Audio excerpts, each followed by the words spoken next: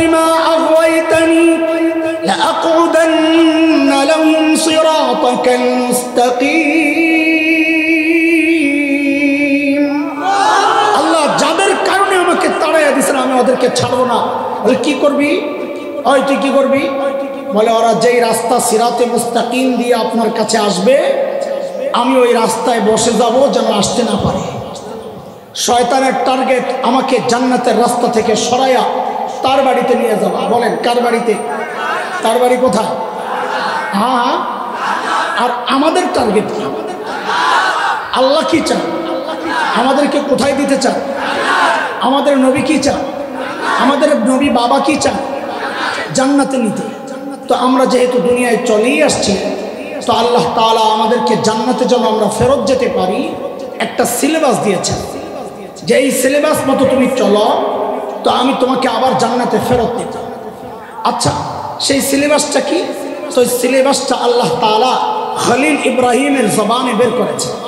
আল্লাহ খলিলের দিলের মধ্যে ঢেলে দিয়েছেন, খলিল এটা আপনি প্রস্তাব করেন, আমি একটু সংশোধনী এনে আবার আমি মঞ্জুর করাইয়া দেব। তো খলিল প্রস্তাব করছেন সিলেবাসের। কে? বলেন আমাদের সিলেবাসের প্রস্তুতকারী প্রণয়নকারী কে? আরে কি গর্বের পরিচয় আমাদের। দেখেন আমাদের জান্নাতে ফেরত যাওয়ার সিলেবাস প্রণয়নকারী কে? কোনো মুসওয়ালা নাস্তিক না। বলেন প্রত্যেকটার সাথে একটা না জুড়ে দিবেন। আমরা আসছি কোত্থেকে? জঙ্গল থেকে, চিড়িয়াখানা থেকে? আরে পালাই নাই, আসি নাই। বলেন চিড়িয়াখানা থেকে। আমাদের বাবাকে নবী আদম। কে না? আরে কে না? বানর না। হ্যাঁ, প্রত্যেকটার সাথে একটা না যুক্ত করেন, জিনিসটা আরো শক্তিশালী হবে। বলেন আমাদের সিলেবাস প্রণয়নকারী কে? খলিল ইব্রাহিম। বলেন আরে গর্বের সাথে বলেন পরিচয়। কে না? কোনো মুসওয়ালা নাস্তিক? আলহামদুলিল্লাহ। বলেন আলহামদুলিল্লাহ। কোনো মুসওয়ালা নাস্তিকের সিলেবাস আমার হবে না, আমার সন্তানের হবে না। ঠিক মুসলমান?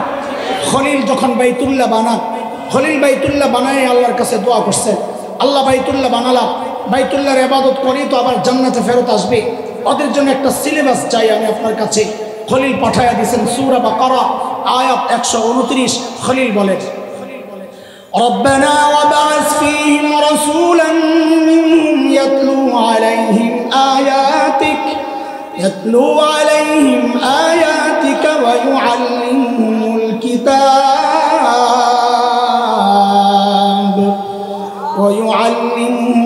কিতাব ওয়াল হিকমাতা ওয়া ইউযাক্কিহিম ইন্নাকা আনতাল আজিজুল হাকীম।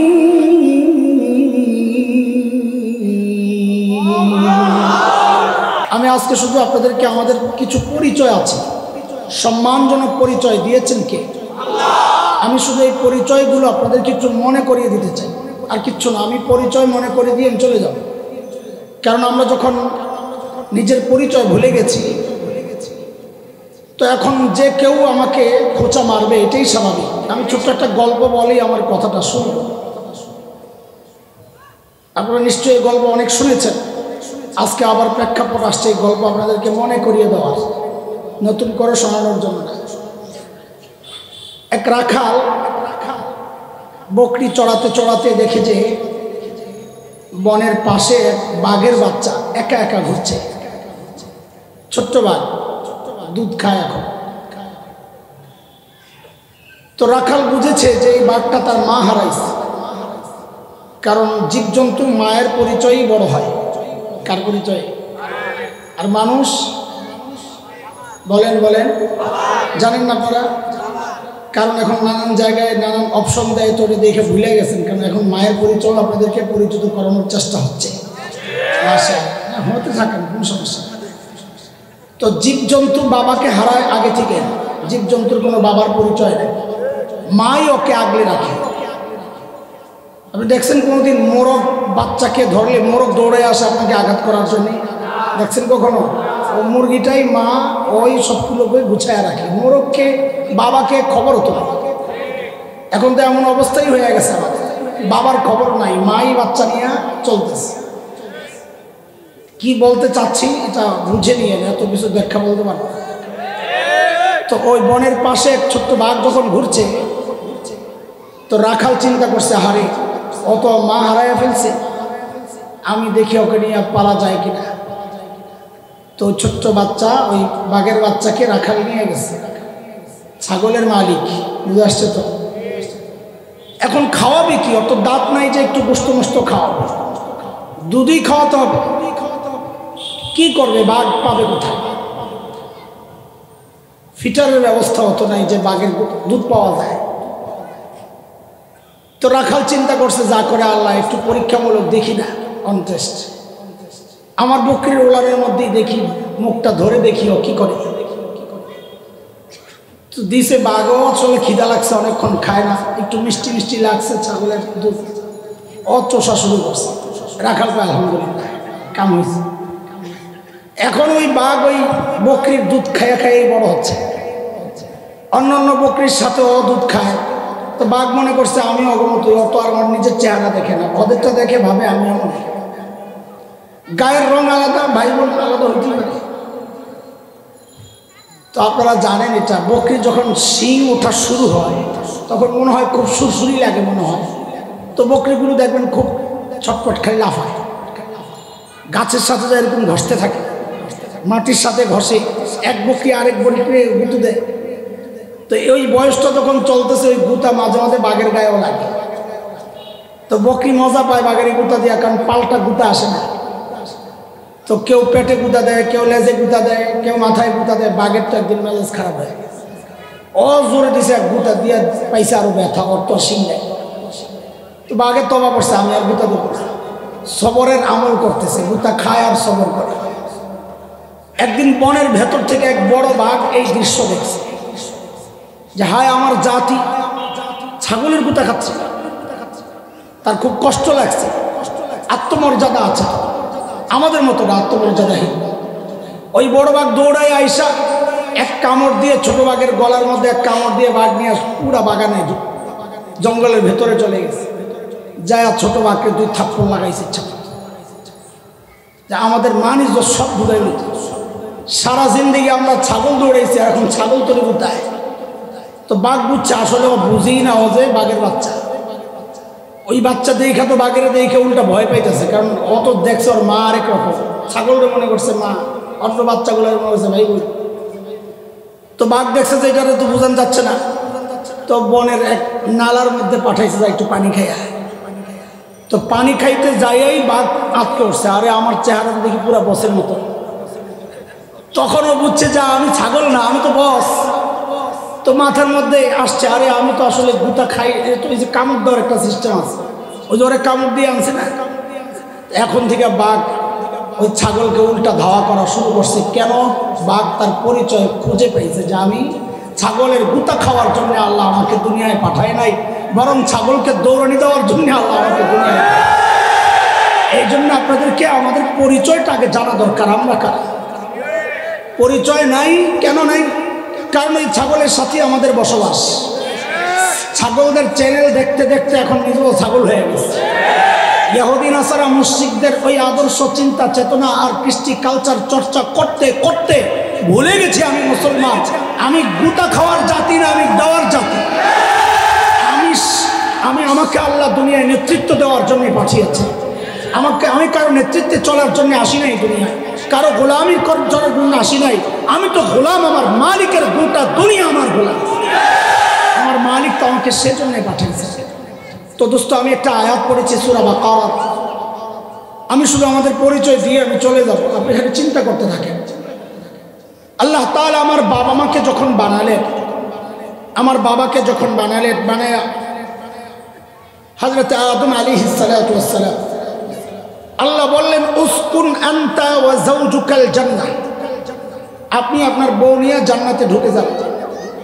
জান্নাতের দখল বুঝাইয়া দিয়েছেন আল্লাহ আমার বাবা মাকে, মালিকানা বুঝাইয়া দিয়েছেন। কি বললেন? ফাকুলা মিনহা রাগাদান হাইসু শিকতুমা, সেখানে যখন যা মনে চায়, যেখান থেকে মনে চায়, যতটুকু মনে চায়, যা ইচ্ছা খাইতে থাকে। শুধু একটা নিষিদ্ধ গাছ, ওখানে যায় না। আমার বাবা মাকে আমার মালিক জান্নাতের মালিকানা বুঝাইয়া দিয়েছে। কিন্তু শয়তানের ফেরে পড়ে আমার বাবা মা জান্নাত থেকে বের হইয়া দুনিয়ায় আসছেন কোত্থেকে বলে? আমার বাবা মা কোত্থেকে আসছে? তাইলে এখন আমাকে বলেন, আমাদের 1 নম্বর পরিচয় হচ্ছে এটা, আমাদের আসল বাড়ি কোথায়? সবাই বলেন, সাথে ওইটাও বলেন আমরা জঙ্গল থেকে আসি নাই।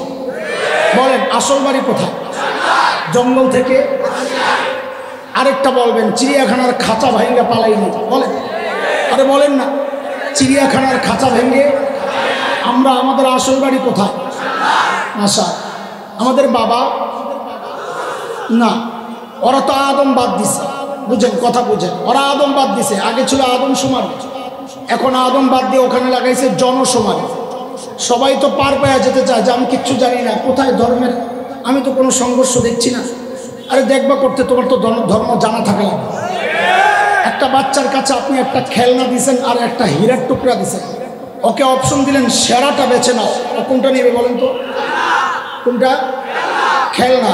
আসলে সেরা কোনটা? তো হীরা কেন নিল না? কারণ হীরা ওর চিনতে হবে, তো হীরা চিনেই না, ওর কাছে তো ওইটাই সেরা।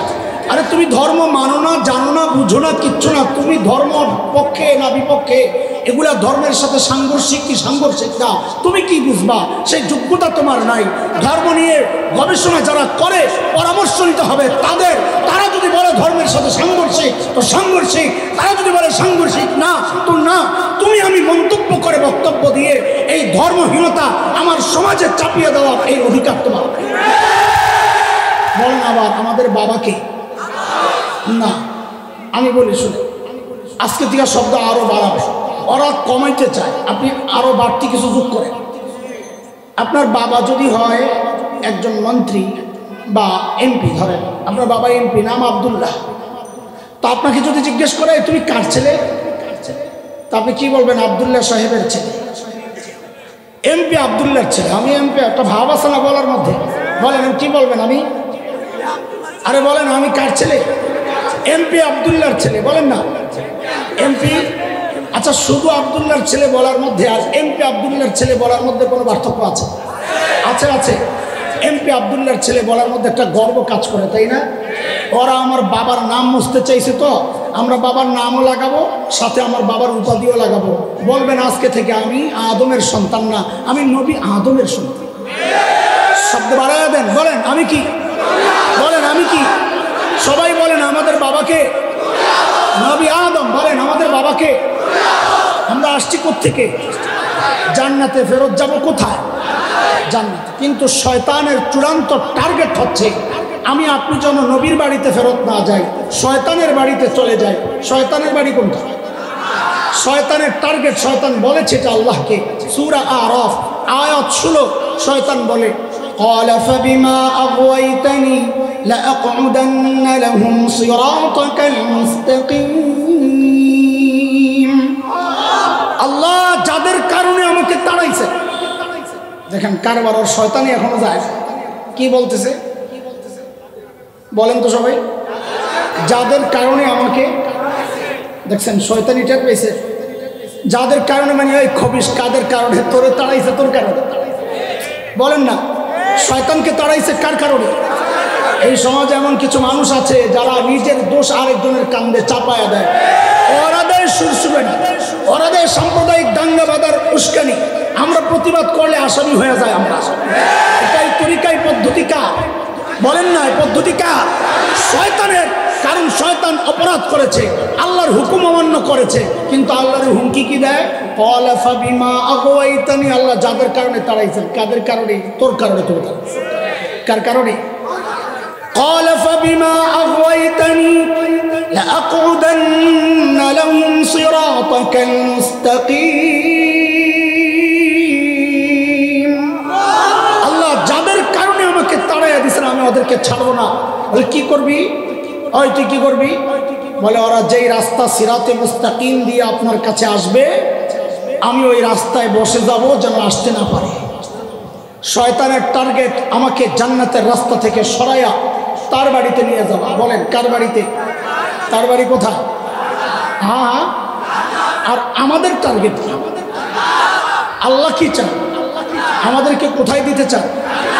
আমাদের নবী কি চান? আমাদের নবী বাবা কি চান? জান্নাতে নিতে। তো আমরা যেহেতু দুনিয়ায় চলেই আসছি, তো আল্লাহ তাআলা আমাদেরকে জান্নাতে যেন আমরা ফেরত যেতে পারি একটা সিলেবাস দিয়েছেন, যে এই সিলেবাস মতো তুমি চলো তো আমি তোমাকে আবার জান্নাতে ফেরত দেব। আচ্ছা, সেই সিলেবাসটা কি? তো এই সিলেবাসটা আল্লাহ তাআলা খলিল ইব্রাহিমের জবানে বের করেছে। আল্লাহ খলিলের দিলের মধ্যে ঢেলে দিয়েছেন, খলিল এটা আপনি প্রস্তাব করেন, আমি একটু সংশোধনী এনে আবার আমি মঞ্জুর করাইয়া দিব। তো খলিল প্রস্তাব করছেন সিলেবাসের। কে বলেন? আমাদের সিলেবাসের প্রস্তুতকারী, প্রণয়নকারী কে?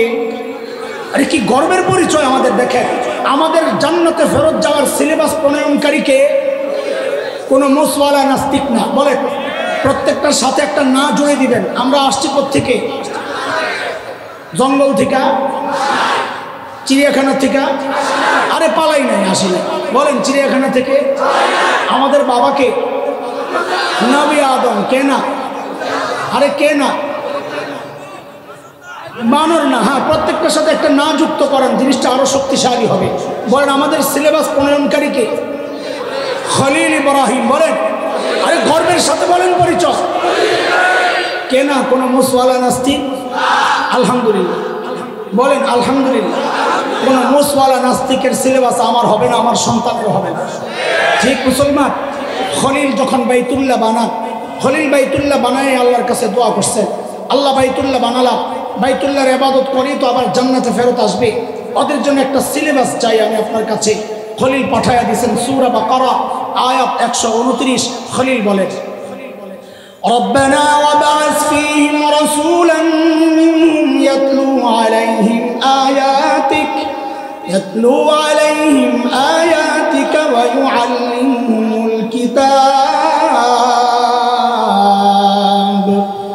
ويعلمهم الكتاب والحكمة ويزكيهم إنك أنت العزيز الحكيم।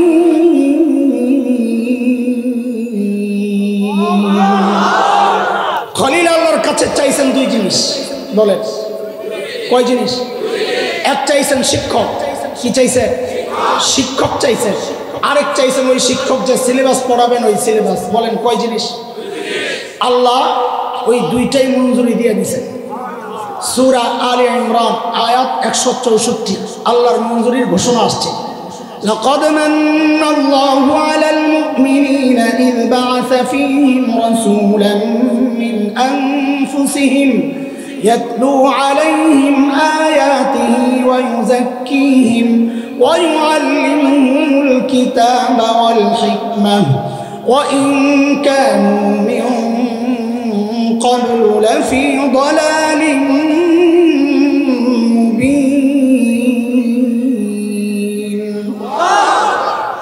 তাআলা বললেন, আমি পাঠাইয়া দিছি খলিলের দোয়া মঞ্জুর। আমি আমার শ্রেষ্ঠ রসুলকে, মুসলমানদের মধ্য থেকে শ্রেষ্ঠ রসুলকে তাদের জন্য পাঠাইয়া দিছি। কাজী বলেন, আমাদের আরেক পরিচয় বের হয়েছে। আমাদের প্রথম পরিচয়, আমরা আসছি কোত্থেকে? বলেন, আসছি কোত্থেকে? জান্নাত থেকে। কোত্থেকে না? জঙ্গল থেকে না। পালাই নাই কোত্থেকে? আমাদের বাবা নবী আদম। কে না? আমাদের সিলেবাস প্রণয়নকারী খলিল ইব্রাহিম আলাইহিস সালাতু ওয়াস সালাম। কোন মুচওয়ালা নাস্তিক? বলেন, কোন মুচওয়ালা নাস্তিক? আমাদের শিক্ষক রয়ে গেল আখের। আল্লাহ সর্বশ্রেষ্ঠ রসুলকে আমাদের শিক্ষক বানায়া পাঠায়। নবী ঘোষণা দিলেন, এসে ইন্নামা বুইসতু মুআল্লিমা। আমার বাবা শিক্ষক চাইছেন, আল্লাহ আমাকে শিক্ষক বানায়া পাঠাইছেন। দোয়াকা খলিলের কবুল করছেন কে? আল্লাহ। ব্যক্তিকে আখেরি পয়গম্বর। মুসলমান, আল্লাহু আকবার! কি মর্যাদার পরিচয় আপনার! আপনি দেখেন, আমি আবার পেছন থেকে শুরু করছি, একটা একটা করে আপনি বুঝেন। আল্লাহ দিয়েছেন আপনাকে এই মর্যাদার পরিচয় যে আপনার শিক্ষক মুহাম্মদুর রাসূলুল্লাহ, আপনার সিলেবাস খলিলের প্রণয়ন করা, আপনার ঠিকানা জান্নাত, আপনার বাবা নবী আদম। এমন সম্মানের পরিচয় বাদ দিয়া ওরা আপনাকে কোথায় নিতে চাচ্ছে আপনি একটু খেয়াল করেন। প্রথম আঘাতটা করা হয়েছে, আপনাকে নবী মুহাম্মদুর রাসূলুল্লাহর ওই লিং থেকে আলাদা করা হয়েছে। এমন শিক্ষা ব্যবস্থা আপনার উপর চাপায়া দেওয়া হয়েছে, কোরআন হাদিস থেকে দূরে সরাইয়া এমন শিক্ষা ব্যবস্থা আপনার সন্তানের কাঁধে চাপায়া দেওয়া হয়েছে।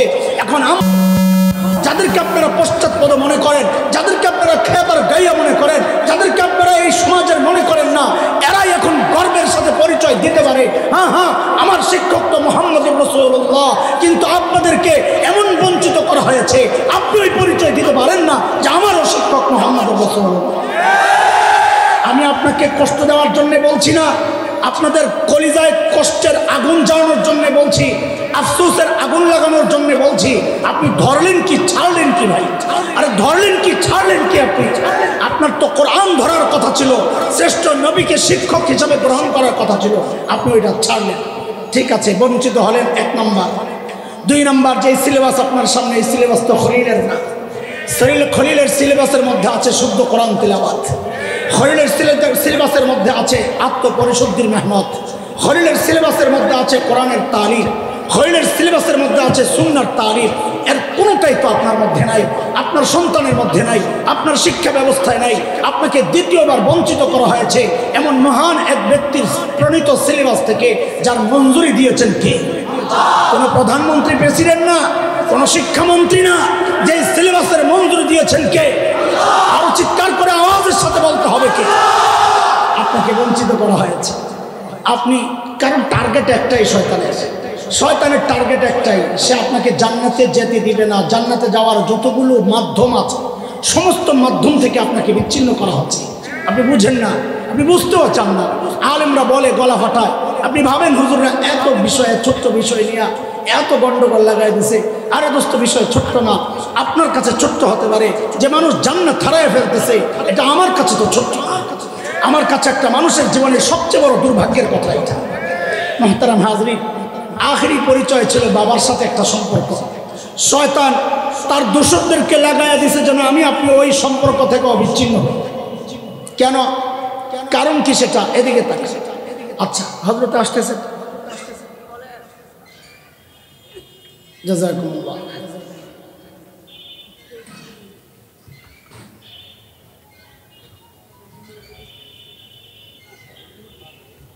আয় মালিক,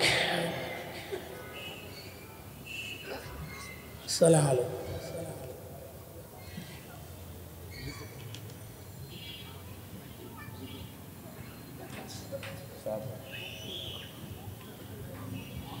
আচ্ছা, শয়তান, আপনারা হয়তো বলবেন, একটা মনে মনে চিন্তা করেন যে আমাদেরকে নবীর সন্তান থেকে বানরের সন্তান বানাইতে পারলে শয়তানের কি লাভ? হযরত তো একটা তথ্য দিয়েছেন যে মানে আমাদেরকে আমার রব বানায় নাই, তাহলে মানে রব অস্বীকার করার সুযোগ তৈরি হয়, নাস্তিক বানানোর সুযোগ তৈরি হয়। এটা তো অবশ্যই একটা গুরুত্বপূর্ণ বিষয় এবং মৌলিক বিষয়। কিন্তু আরেকটা বিষয় আপনারা শুনে, শয়তান আমাদেরকে বনি আদম নবী আদমের সন্তান না বানায় বানরের সন্তান বানাইতে পারলে তার কি লাভ? লাভ ছাড়া কেউ কাজ করে? শয়তানের দোষরদের কি লাভ? আপনি মনে মনে চিন্তা করতেছেন যে ওদের এত ঠেকা কি করছে যে আমাদেরকে জোর করে বান্দরের বাচ্চা বানায়, কি লাভ? ওদের টাকা পয়সা পাইতেও পারে, বানরওয়ালাদের থেকে পাইতেও পারে, কিন্তু আসলে লাভ এটা না। আসল লাভ হচ্ছে শয়তান চায় আমাদেরকে নিয়ে তার বাড়িতে যাই। মনে আছে তো? তার বাড়িতে যাওয়ার জন্য আমাকে আমার বাবা থেকে বিচ্ছিন্ন করা লাগবে। এটা দুনিয়ার মাসালা, উলামায়ে কেরাম জানে, আপনারাও জেনে থাকবেন। সন্তান বাবার সম্পত্তি বাবার ইন্তেকালের পর পাওয়ার জন্য অনেকগুলো শর্ত আছে, বঞ্চিত হওয়ার অনেকগুলো কারণ আছে। এর মধ্যে একটা কারণ হচ্ছে সন্তান যদি বাবার ধর্ম ত্যাগ করে ওই সন্তান আর বাবার সম্পত্তি পায়। জানেন তো না? যেহেতু আল্লাহ তাআলা আমার বাবাকে জান্নাতের মালিকানা বুঝাইয়া দিছিলেন, এখন আমরা বাবার মিরাজ যে পাবো, বাবার ধর্মের সাথে আমার ধর্ম এক থাকতে হবে। আমি যদি বাবার ধর্ম থেকে বিচ্ছিন্ন হয়ে যাই তো এই মিরাজ আমি কোত্থেকে পাবো? এই জন্যই তো আল্লাহ তাআলা মিরাজ পাওয়ার জন্য পরিচয় দিয়েছেন সূরা মুমিনুনের মধ্যে, যে মিরাজ পাওয়ার জন্য তুমি এই পরিচয়ে পরিচিত হইতে হবে। কি? আল্লাহ বলেন, قد أفلح المؤمنون الذين هم في صلاتهم خاشعون والذين هم عن اللغو معرضون والذين هم للزكاة فاعلون والذين هم لفروجهم حافظون إلا على أزواجهم أو ما ملكت أيمانهم فإنهم غير ملومين فمن ابتغى وراء ذلك فأولئك هم العادون والذين هم لأماناتهم وعهدهم راعون والذين هم بشهاداتهم قائمون والذين هم على صلاتهم يحافظون أولئك هم الوارثون الذين يرثون الفردوس هم فيها خالدون আল্লাহ বলছেন ওই সিলেবাস অনুযায়ী পড়বা, সিলেবাস অনুযায়ী চলবা, উলাইকা হুমুল ওয়ারিসুন, ওরাই বাবার মিরাজ পাবে জান্নাত। ওই জান্নাতে একবার ঢুকবে, ফিরদাউসে একবার ঢুকবে, হুম ফিহা খালিদুন, চিরস্থায়ীভাবে থাকবে। কেন? ওই জাহান্নামে নেওয়ার যে মালিক, ওই শয়তান তো আর জান্নাতে যাইতে পারবে না আমাদেরকে বের করার জন্যে, কাজে ঢুকলে আর বের হওয়ার রাস্তা নাই। এই জন্য শয়তান চায় কোনোভাবে যেন আমরা ঢুকে না যাই, ঢুকলে তো আর বের করতে পারবে না। ঢুকার আগেই চাচ্ছে আমাদেরকে শিক্ষক থেকে বিচ্ছিন্ন করতে, আমাকে সিলেবাস থেকে বিচ্ছিন্ন করতে, আমাকে বাবার পরিচয় থেকে বিচ্ছিন্ন করতে। কারণ তার টার্গেট একটাই, আমি যেন ওর সাথে ওর সঙ্গে হইয়া ওর বাড়ি জাহান্নামে চলে যাই, আমি যেন নবীর সাথে নবীর সঙ্গে হইয়া নবীর বাড়িতে, বাবার বাড়িতে, নবী আদমের বাড়িতে ফেরত যেতে না পারি। এটাই শয়তানের চূড়ান্ত টার্গেট। ও ওর টার্গেটে মেহনত করে যাবে, ওরাসুতুল আম্বিয়ারা তাদের টার্গেটে মেহনত করে যাবে। মুসলমান কথাগুলো ভালো করে বুঝেন। এই সিলেবাসটা আমাদের তো কথা বলার কথা ছিল না। আমার সন্তান তো এই সিলেবাসে শিক্ষিত হবে না। আমার সন্তান তো ক্বালা ক্বালা রাসূলুল্লাহ পড়ে, আমার সন্তান তো যালিকাল কিতাব লা রাইবা পড়বে। আপনার সন্তানই তো এই সিলেবাস পড়ছে, আমি কেন চিল্লাচ্ছি? কারণ ওরাসুতুল আম্বিয়ার মুকুট যেহেতু লেগে গেছে, আপনাদেরকে সঙ্গে নিয়ে যাওয়ার দায়িত্ব নবী আমাদেরকে দিয়েছেন।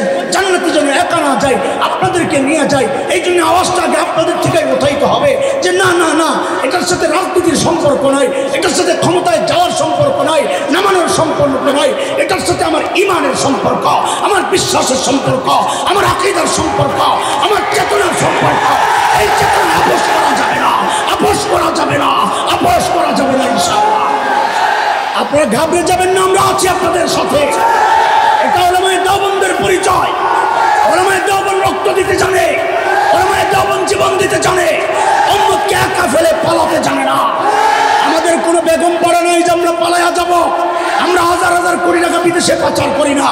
আমরা এই দেশকে ভালোবাসি, এদেশের মানুষকে ভালোবাসি, এদেশেই জন্মেছি, এদেশেই মরবো, এদেশেই আমাদের দাফন হবে।